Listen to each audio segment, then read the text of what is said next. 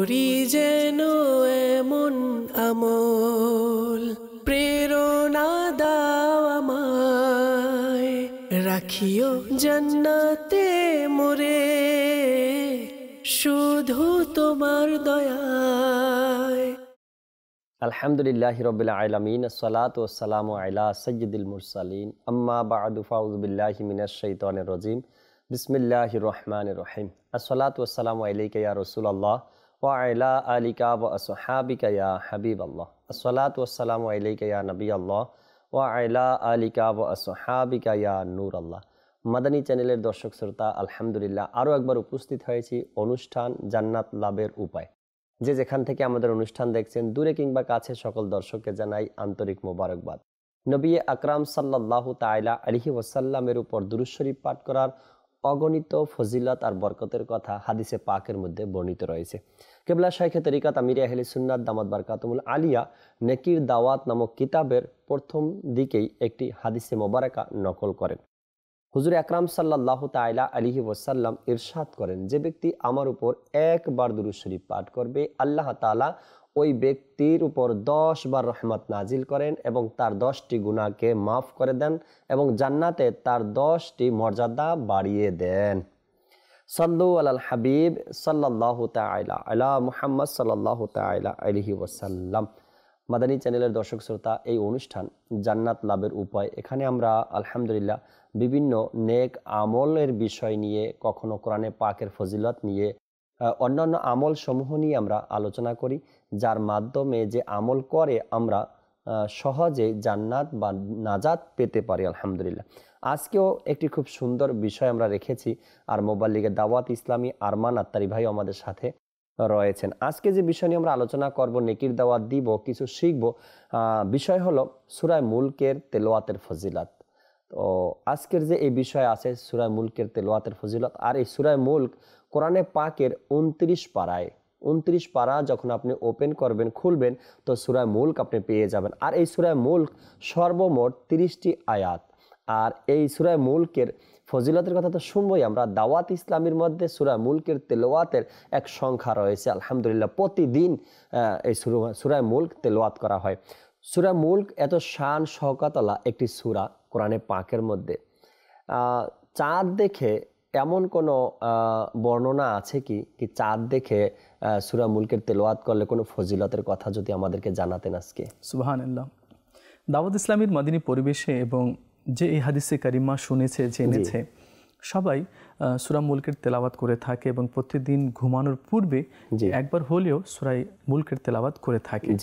সূরা মুলকের অনেক ফজিলত রয়েছে কি এই সূরা মুলক যে নিয়মিতভাবে পাঠ করবে, তেলাওয়াত করবে, তো এই সূরা মুলক আল্লাহ তাআলার দরবারে তার জন্য সুপারিশ করবে। সুবহানাল্লাহ। এবং ওই সময় পর্যন্ত সুপারিশ করতে থাকবে যতক্ষণ না আল্লাহ তাআলা ওই সূরা মুলক পাঠকারীকে ক্ষমা না করে দেয়। আল্লাহ আল্লাহ সুবহানাল্লাহ সুবহানাল্লাহ। আর মাশাআল্লাহ আজকে চমৎকার বিষয় নেওয়া হয়েছে সূরা মুলক, এবং খুব সহজেই লোকেরা মুখস্থ করে নিতে পারে। আমি তো এটা বলবো, আরমান, দাওয়াত ইসলামী পরিবেশের সাথে যারা সম্পৃক্ত, ছোট বড়, যারা 6 মাস বছর ধরেও দাওয়াত ইসলামীতে আসছে, তারাও প্রায় ইসলামী ভাইদেরই মুখস্থ হয়ে গেছে সূরা মুলকের তেলাওয়াত। আর আল্লাহ নবী সাল্লাল্লাহু তাআলা আলাইহি ওয়া আলিহি ওয়াসাল্লাম ইরশাদ করেছেন, আমার এটা পছন্দ, সুবহানাল্লাহ, আমার উম্মতি যাতে সূরা মুলক মুখস্থ করে নেয়, সুবহানাল্লাহ, নিজের হৃদয়ে যাতে ধারণ করে নেয়। মাশাআল্লাহ। দেখুন, কোরআনে মজিদ, ফুরকানে হামিদের যত আয়াতে কারিমা এবং যত সূরা তার মুখস্থ থাকবে, তো প্রত্যেকটি সূরা এবং প্রত্যেকটি অক্ষরের বিনিময় আল্লাহ তাআলা জান্নাতে তাকে এক একটি মর্যাদা দান করবে। সুবহানাল্লাহ। তো দেখুন, আমরা চাই কি দুনিয়াতেও আমি মর্যাদাবান হই, অনেক লোকেরা চায়, তো এর জন্য অনেক সে চেষ্টা করে, কিন্তু এই মর্যাদা মরে যাবার পরে শেষ হয়ে যায়, 2, 5, 10 বছর পরে লোকেরা ভুলে যায়। কিন্তু কেউ যদি কোরআনে মজিদ, ফুরকানে হামিদকে মুখস্থ করলো, হাফিজে কোরআন যে আছে, সে তো অনেক সৌভাগ্যবান রয়েছে যার হৃদয়ে পুরো কোরআন মুখস্থ রয়েছে। সুবহানাল্লাহ। আল্লাহ তাআলা সবাইকে বরকত দান করুক, আর আমাদের ছেলে সন্তান যারা রয়েছে সবাইকে হাফিজে কোরআন বানানোর আল্লাহ আমাদের সবাইকে তৌফিক দান করুক। দেখুন, যার যত মুখস্থ থাকবে আয়াতে কারিমা, তো সে তত মর্যাদা কিয়ামতের দিনে সে পাবে। আর বর্ণিত হয়েছে কেউ যদি চাঁদ দেখার পরে মনে করুন কি ইসলামিক চাঁদ উদিত হয়েছে, মুহররমুল হারামের চাঁদ হোক, সফরের চাঁদ হোক, বা রজব মাসের হোক, শাবান মাসের হোক, তো বা রমজানুল মুবারকের হোক, তো যখনই সে চাঁদ দেখবে, চাঁদ যখন উদিত হয় তো সে যদি চাঁদ উদিত হওয়ার পরে সে যদি একবার হলেও যদি সূরা মুলক যদি তেলাওয়াত করে নেয়, তো আল্লাহ তাআলা পুরো মাস তাকে বিপদ আপদ থেকে রক্ষা করবে। কেননা সূরা মুলকের মধ্যে 30টি আয়াত রয়েছে, তো মাসের মধ্যে 30 দিন হয়ে থাকে, তো এই 30টি আয়াত 30 দিনের জন্য যথেষ্ট হয়ে যায়, অর্থাৎ তাকে বিপদ আপদ থেকে আল্লাহ তাআলা রক্ষা দান করে। তো দেখুন, আপনি মাশাআল্লাহ আজ্জা ওয়া জাল টপিক নিয়ে এসেছেন, বিষয় নিয়ে এসেছেন, এটা খুব সহজ একটি আমল রয়েছে সূরা মুলকের তেলাওয়াত। আমার মনে হয় কয়েক মিনিট লাগবে শুধু তেলাওয়াত করতে, কয়েক মিনিট লাগবে, 5 মিনিট হবে বা 7-8 মিনিট লাগবে তেলাওয়াত করতে। তো কেউ যদি এভাবে তেলাওয়াত করে নেয়, দেখুন না, মানে আপনি যে আমলের কথাগুলো বলছেন, তো এগুলো খুব সহজ আমল আছে, যদি আমরা করতে সক্ষম হয়ে যাই, তাহলে দুনিয়াতেও আমরা সম্মানিত হব, প্রতিদান পাবো, কবরে ও হাসরে মিজানে পুলসরাতেও আমরা পেয়ে যাচ্ছি, তার সাথে সাথে আমরা আল্লাহ তাআলার সন্তুষ্টিও আমরা অর্জন করতে পারছি। কিন্তু দুর্ভাগ্যক্রমে শয়তান তো জাকির ভাই চাইবে না যে আমরা এই নেকিগুলো করে সহজে জান্নাতে চলে যাই। তার টার্গেট থাকে মানুষ যাতে উদাসীন হয়ে যায়, কোরআন থেকে, হাদিস থেকে, নেক আমল থেকে, জিকিরুল্লাহ থেকে মানুষ যাতে উদাসীন হয়ে যায়। আর আমরা শুনছি এই মুহূর্তে মাদিনী চ্যানেলের দর্শকবৃন্দ অনেকে শুনছে, কিন্তু শয়তান পরে তাদেরকে গাফিল করে দেয়, আমাদেরকে গাফিল করে দেয়। আর শয়তানের তো এত শক্তি আছে যে মানুষের দেহে যে রগ আছে, রগের ভিতরে যে রক্ত দৌড়াচ্ছে, সেই রক্তের ভিতরে সে সাঁতার কাটে, সাঁতার কাটে কাটে সে কলবের দিকে চলে আসে, হৃদয়ের দিকে চলে আসে, আর তাকে ওয়াসওয়াসা দিয়ে থাকে, আর তাকে এতগুলো টেনশন আর এতগুলো চিন্তা ভাবনা তার মাইন্ডের মধ্যে সৃষ্টি করে দেয় কি ওই আমলের কথাটা যে এই মুহূর্তে শুনেছে সেটা সে বের করে দেয়। তো তারপরেও যদি আমরা একটু আমল করে নিই আর এই কথাটাকে যদি ধরে নিই, অনেকে বলে না, আম্মা বলে নিজের কথাটা বেঁধে নে, বা আঁচলের মধ্যে ভালো করে বেঁধে নে, তোমরা যাতে ভুলে না যাও। তো এই যে ছোট ছোট আমলের কথা যে আজকে আমরা শিখছি বা এর আগেও যে আমরা জেনেছি, এগুলো যদি আমরা নিজের আঁচলে যদি আমরা বেঁধে নিই না, গিট বাঁধি নিই না, তাহলে যদি ভুলে যাই, ওহো আচ্ছা এটা আমি গিট বেঁধেছিলাম কেন, আচ্ছা এই কারণে না, আচ্ছা ঠিক আছে এই আমলটা আমাকে করতে হবে এখন, তাহলে ইনশাআল্লাহ আমরা উপকৃত হয়ে যাব। সূরা মুলকের তেলাওয়াত খুবই সহজ আরমান ভাই, সেটা হলো মাত্র 30 আয়াত। জি, মাত্র 30টি আয়াত সূরা মুলকের মধ্যে। যদি আমরা এই সূরা মুলকের তেলাওয়াতকে সূরা মুলক মুখস্থ করে নিই, দেখা যাবে রাত্রে ঘুমানোর সময় আমরা পড়ে নিলাম, বা চাঁদ উদিত হলো তখন আমরা চাঁদ দেখে সূরা মুলকের তেলাওয়াত করে নিলাম। এই যে ফজিলতের কথা বলা হচ্ছে, এগুলো আমাদের অর্জন হতে থাকবে। আরেকটি বিষয় আরমান ভাই, সূরা মুলকের তেলাওয়াত তো আমরা করব, আল্লাহ তাবারক ওয়া তাআলা বিভিন্ন আয়াতের ব্যাপারে, বিভিন্ন সূরার ব্যাপারে ইরশাদ করেছেন, কবরে প্রতিদান দেওয়া হবে। এমনিতেই প্রতিটা হরফের বিনিময়ে তো সওয়াব রয়েছে, আর এর প্রতিদানও আল্লাহ তাআলা আমাদেরকে দিবেন। সূরা মুলকের তেলাওয়াতকারীর জন্য কবরে প্রতিদান কি রয়েছে? সুবহানাল্লাহ। দেখুন, প্রত্যেকটি নেক আমলের প্রতিদান সে কবরে দেখবে। রাইট, সে ভালো করেছে সেটাও দেখবে এবং মন্দ করেছে সেটাও দেখবে। এজন্য আমাদের উচিত হবে কি আমরা কোনো নেকিকে ছোট্ট মনে করে যাতে ছেড়ে না দেই, আর কোনো গুনাহকে ছোট্ট মনে করে যাতে করে না নিই। কেননা কিয়ামতের দিন মানুষ একটি নেকির জন্য সে কিয়ামতের ময়দানে এক প্রান্ত হতে অন্য প্রান্ত পর্যন্ত ছুটাছুটি করবে।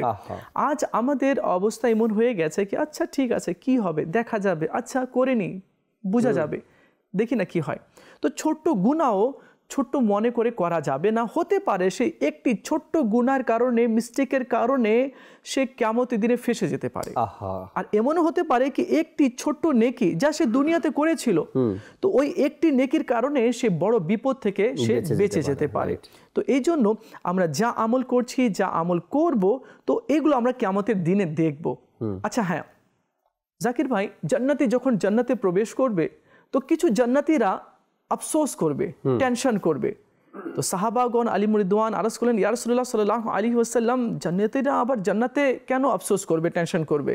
আল্লাহ নবী সাল্লাল্লাহু আলাইহি ওয়াসাল্লাম ইরশাদ করলেন যে তারা যখন জান্নাতের নিয়ামত দেখবে, জান্নাতে যখন বাসস্থান দেখবে, জান্নাতে যখন এত লাইট দেখবে, নূর দেখবে, আলোকিত দেখবে, তখন তারা চিন্তা করবে কি হায়, আমি দুনিয়াতে তো ওই সময় আমি গাফিল ছিলাম, উদাসীন ছিলাম, অমনোযোগী ছিলাম, উদাসীনের চাদর পরে আমি বসেছিলাম। হায়, যদি ওই সময়টা আমি যদি উদাসীন না থাকতাম, ওই সময়টা যদি নেকি করে নিতে পারতাম, ওই নেকিটা আমার হাতছাড়া হয়ে গিয়েছিল, ওই নেকিটা যদি আমি করে নিতে পারতাম, তাহলে জান্নাতে আরো বড় বড় মর্যাদা আমি পেয়ে যেতাম, আরো বেশি নিয়ামতগুলো আমি পেয়ে যেতাম।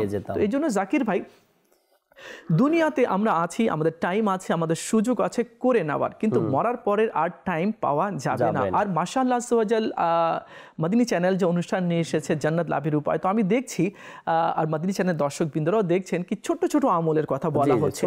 এই ছোট ছোট আমল কেউ যদি করতে সক্ষম হয়ে যায়, তাহলে জান্নাতের পথ তার জন্য সহজ হয়ে যাবে। এখন আপনি জানতে চেয়েছেন, এটা চমৎকার একটি প্রশ্ন ছিল আপনার, কে কবরের মধ্যে কি এর প্রতিদান পাবে? নিশ্চয়ই পাবে। কি পাবে? আল্লাহু আকবার। হাদিসে কারিমার মধ্যে বর্ণিত হয়েছে, হযরত সাইয়েদনা আব্দুল্লাহ বিন মাসউদ রাদিয়াল্লাহু তাআলা আনহু থেকে বর্ণিত হয়েছে, তিনি বলেন, মানুষ যখন মারা যাবে, তো কবরে যখন রাখা হবে, তো আযাবের ফেরেশতারা তার পায়ের দিক থেকে আসবে। তো পা বলে উঠবে, তুমি এখান থেকে চলে যাও, তোমার পথ এখান থেকে নয়, আমি তোমাকে এখান থেকে যেতে দিব না। তখন সেই আযাব তার পেটের দিক থেকে আসবে। তখন পেট বলবে কি না, তুমি এখান থেকে আসতে পারবে না, তোমার জন্য রাস্তা বন্ধ রয়েছে, তুমি তাকে আযাব দিতে পারবে না। তখন মাথার দিক থেকে আযাব আসবে। তো মাথা বলে উঠবে কি না, তুমি এখান থেকে আসতে পারবে না, তুমি আযাব দিতে পারবে না, কেননা এই ব্যক্তি প্রত্যেক দিন ঘুমানোর পূর্বে সূরা মুলকের তেলাওয়াত করত। দেখুন জাকির ভাই, সূরা মুলক এটা অনেক মর্যাদাবান একটি সূরা রয়েছে। তো যে এই সূরা নিয়মিতভাবে প্রত্যেক দিন ঘুমানোর পূর্বে তেলাওয়াত করবে, তো এই সূরা তার বন্ধু হবে। জাকির ভাই, মনে করুন আমি একাকী কোথাও যাচ্ছি, খুব ভয়ঙ্কর পথ রয়েছে, অন্ধকার রাস্তা রয়েছে, মনটা আনছান ছিনছিন ছিনছিন করছে, ভয় লাগছে। তো এমন সময় কেউ যদি আমার সঙ্গ দেয়, কোনো বন্ধু যদি চলে আসে, তো ওই পথ সহজ হয়ে যাবে। এটা ছিল দুনিয়ার একটি মিসাল, দুনিয়ার একটি উদাহরণ। কিন্তু কবর, যেখানে না কোনো জানলা আছে, না দরজা আছে, না কোনো বন্ধু আছে, না কারো ডাক আছে, না কারো সাড়া রয়েছে, খুব অন্ধকার রয়েছে, সেখানে কেউ যদি আমাকে সঙ্গ দেয়, তাহলে আর দুঃখ থাকবে? টেনশন থাকবে? টেনশন থাকবে না। হাদিসে কারিমার মধ্যে রয়েছে জাকির ভাই, সূরা মুলক হচ্ছে রফিক, বন্ধু কার? যে তেলাওয়াত করেছে দুনিয়াতে, সে কবরে কিয়ামতের সকাল পর্যন্ত তার সাথে থাকবে আর তাকে সান্ত্বনা দিবে, তাকে বিপদ আপদ থেকে রক্ষা করবে। আচ্ছা দেখুন, দুনিয়াতে আমরা ফ্রেন্ড বানাই, বন্ধু বানাই, তাকে খাওয়াই, তাকে গিফট দিই, তার জন্য প্রচুর টাকা খরচা করি, সে যাতে আমাকে সঙ্গ দেয়, কিন্তু দুনিয়াতেই অনেক সময় বন্ধু ছেড়ে চলে যায়, দুনিয়াতেই চলে যায়। আমরা কি এমন বন্ধু বানাতে পারি না যে বন্ধু আমার দুনিয়াতেও কাজে আসবে এবং কবরের মধ্যেও সে আমার বন্ধু হয়ে থাকবে? তো আমরা না মনে করি, আমি এটা বলি কি, আমার মানে বোকা, আমরা খুবই বোকা। যার সাথে বন্ধুত্ব মজবুত করার দরকার, আমরা তার সাথে আমরা বন্ধুত্ব মজবুত করি না। আর যে বন্ধু ধোঁকা দিয়ে দিবে, চলে যাবে, বা সে আমার টাকা পয়সার জন্য বন্ধুত্ব করছে, বা আমার সঙ্গ পাওয়ার জন্য করছে, বা আমার সহযোগিতা করছে, অথচ সে আমাকে ছেড়ে একদিন চলে যাবে বা আমাকে ধোঁকাও দিতে পারে, তো আমরা তার সাথেই বন্ধুত্ব করি। কিন্তু এমন বন্ধু যে আমার ওয়েটে আছে, সে আমার সাথে কখন বন্ধুত্ব করবে, আমার কাছে সে কখন আসবে? তো আমাদেরকে আমলের সাথে বন্ধুত্ব করার দরকার। হাদিসে কারিমার মধ্যে রয়েছে মানুষের তিনটি বন্ধু রয়েছে, একটি হচ্ছে তার ধন সম্পদ, একটি হচ্ছে তার পরিবার পরিবর্গ, ফ্রেন্ড সার্কেল, আর একটি হচ্ছে তার নেক আমল। এই দুই বন্ধু তো দুনিয়াতেই থাকবে, কিন্তু থার্ড যে বন্ধু রয়েছে সেটা হচ্ছে তার নেক আমল। যখন তাকে অন্ধকার কবরে দেওয়া হবে, তো তাকে জাগ্রত করবে, উঠো, তো সে ঘাবড়িয়ে যাবে, তুমি কে? আমার পরিবার পরিজন, বন্ধু বান্ধব, ঘর বাড়ি কই? সেটা দুনিয়ায় রয়ে গেছে। তুমি কে? আমাকে চিনলে না? আমি তোমার বন্ধু আছি, আমি তোমার নেক আমল আছি যা তুমি করতে। তো দেখুন, খোদার কসম করে বলবো যে আমাদের যে নেক আমল বন্ধু আছে না, এর সাথে আরো গাঢ় বন্ধুত্ব করতে হবে, যাতে করে আমার কবরের পথ সহজ হয়ে যায়। আরেকটি হাদিসে পাকের মধ্যে আরমান ভাই রয়েছে, যে ব্যক্তি সূরা মুলকের তেলাওয়াত করবে, প্রতিদিন তেলাওয়াত করবে, ওই সূরা মুলক কবরে হাসরে তার তো বন্ধু হবে। যখনই যেদিক থেকে আযাব আসবে তো ওই সূরা মুলক তার সামনে গিয়ে দাঁড়াবে আর ওই আযাবকে ফিরিয়ে দেবে, বলবেন না আমি তার সাথে আছি। বলা হয়েছে এক কিতাবের মধ্যে কি সে ঢাল হয়ে দাঁড়িয়ে যাবে সামনে, সূরা মুলকের তেলাওয়াত ঢাল হয়ে দাঁড়িয়ে যাবে। আরেকটি বিষয় আরমান ভাই, সূরা মুলকের শুরু থেকেই যখন আমরা তেলাওয়াত করি, দর্শককেও বলি যদি কানজুল ঈমান থেকে অনুবাদ পড়তে পারি দেখবেন আমাদের আরও ভালো লাগবে। কীরকম ভালো লাগবে? সূরা মুলকের শুরু দিকেই আল্লাহ তাবারক ওয়া তাআলা ইরশাদ করেছেন, আমি তোমাদেরকে এমনিই সৃষ্টি করিনি, তোমাদেরকে পরীক্ষা নেওয়ার জন্য, কার আমল ভালো হয়, দুনিয়াতে কে কতটুকু আমল করে। খলাকাল মাউতা ওয়াল হায়াতা লিয়াবলুয়াকুম আইয়ুকুম আহসানু আমালা। সুবহানাল্লাহ। কে আমি মত ও হায়াত এই জন্য সৃষ্টি করেছি কি যাতে তোমাদের পরীক্ষা নেওয়া হয় কি তোমাদের মধ্যে থেকে কার আমল সবচেয়ে ভালো। মানে অনুবাদের সারাংশ আমি আরজ করলাম। তো বাস্তবে কি আছে কি আমরা যদি অনুবাদও যদি পড়ি তাহলে আমাকে আল্লাহ কেন সৃষ্টি করেছে? এমনি এমনি সৃষ্টি করেনি, এমনি করেননি। আল্লাহ তাআলা মত ও হায়াত দিয়ে আমার পরীক্ষা নেবে। জি জি, নাকি তুমি কতটুকু আমল করেছো। তো আমাদেরকে নিয়ে প্রস্তুতি নেওয়া দরকার। যখন সূরা মুলকের তেলাওয়াত করব আর এর অনুবাদও আমরা পড়ব তো আশা করি ইনশাআল্লাহ তাআলা কিছু শিখতেও পারবো এবং প্রতিদানও আমরা পাবো। সাল্লু আলাল হাবিব সাল্লাল্লাহু তাআলা আলা মুহাম্মদ সাল্লাল্লাহু তাআলা আলাইহি ওয়াসাল্লাম। আরমান ভাই, এতক্ষণ পর্যন্ত আমরা আজকের অনুষ্ঠানে সূরা মুলকের তেলাওয়াত নিয়ে আপনার চাঁদ দেখার সময়, এরপরে কবরের প্রতিদান কি রয়েছে এগুলো শুনলাম। এরপর আমিও কিছু বললাম কি এর মধ্যে আল্লাহ তাআলা কি ইরশাদ করেছেন আমাদের জন্য, তাও আমরা জানতে পারবো অনুবাদ যদি আমরা পড়ি। আরেকটি বিষয় রয়েছে আমার জানার ইচ্ছা, হয়তো দর্শকেরও জানার ইচ্ছা হবে। আমি দাওয়াত ইসলামীতে আসার পরে ব্যক্তিগতভাবে প্রতিদিনই প্রায় সূরা মুলকের তেলাওয়াত করার বা শোনার চেষ্টা করি। তো যদি একজন ব্যক্তি দুনিয়াতে প্রতিদিন সূরা মুলকের তেলাওয়াত করে, একটা মোহাব্বত কিন্তু তার সাথে হয়ে যায়। এমন কোনো রেওয়াত, এমন কোনো ঘটনা, এমন কোনো হাদিসে মোবারকা যদি আমাদেরকে শোনান কি দুনিয়াতে তেলাওয়াত করা আর যদি কবরেও এই সুযোগটা হয়ে যায় কি হ্যাঁ কবরেও সুযোগ দেওয়া হবে, যদি কারো এরকমের হয়ে থাকে কি হ্যাঁ অমুক ব্যক্তি অমুক সাহাবী তারা কবরেও সূরা মুলকের তেলাওয়াত করেছেন বা অন্য কোনো তেলাওয়াত করেছেন। এমনিতে তো পাওয়া যায় আরমান ভাই যে যদি দুনিয়াতে কোনো ব্যক্তি বেশি তেলাওয়াত করে, কোরআনের সাথে মোহাব্বত করে, তো এক আল্লাহর ওলির ঘটনা এরকমের আছে কি সে কবরের মধ্যে তেলাওয়াত করছেন, যখন তার বন্ধু গেলেন কবরে তো জিজ্ঞাসা করলেন তুমি এই সুযোগ পেয়েছো সুবহানাল্লাহ কবরে তেলাওয়াত করছো?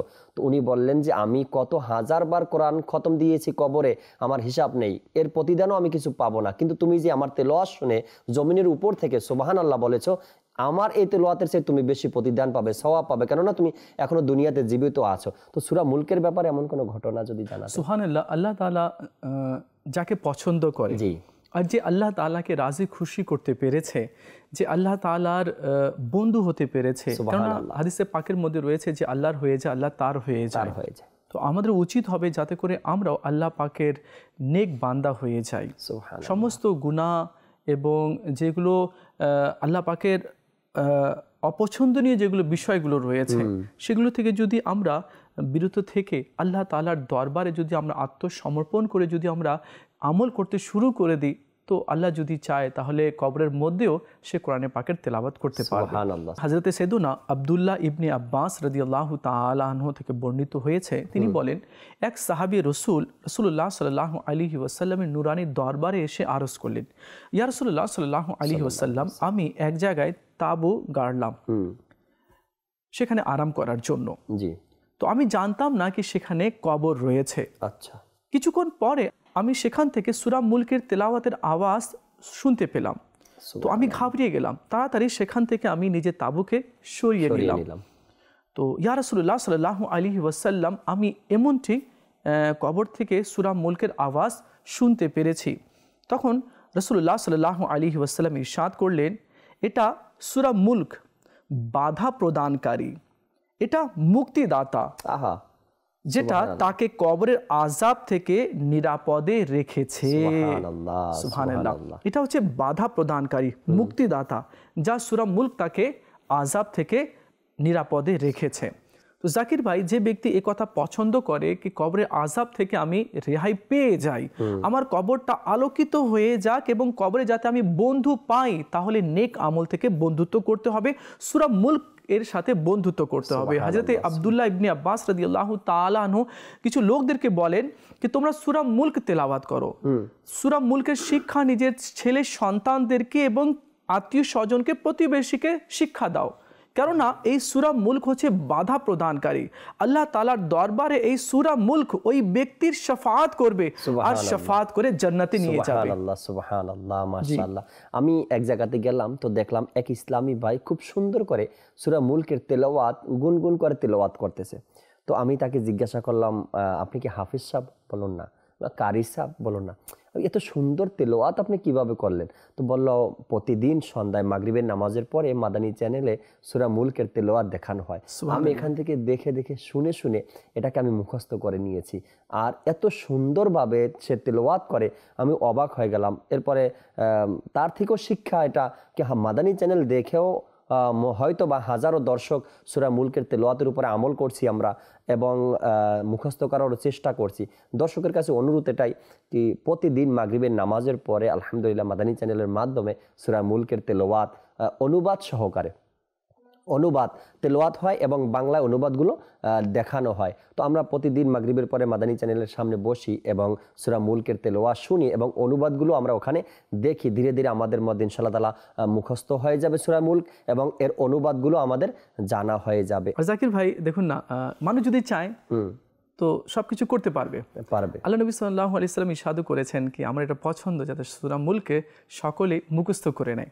আমার মনে হয় যদি একটু মাদানী চ্যানেল দর্শকবৃন্দ যদি একটু ট্রাই করে, জি জি ইনশাআল্লাহ পসিবল আছে। অবশ্যই সম্ভব যদি আমরা চেষ্টা করি একটু।